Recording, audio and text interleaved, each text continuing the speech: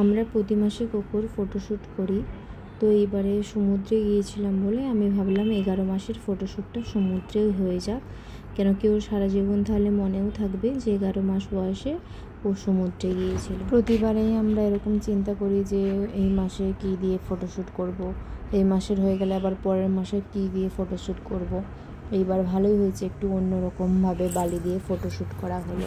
এখানে তো বারবার মুখে আঙুলটা দিচ্ছিল আর বালি নিয়ে খাচ্ছিল।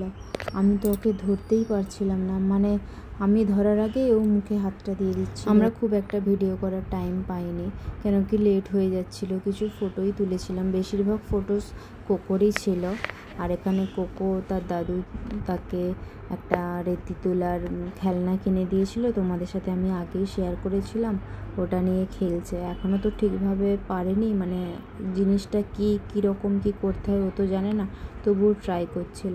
এখানে কোকোর কিছু ভিডিও তোমাদের সাথে শেয়ার করলাম।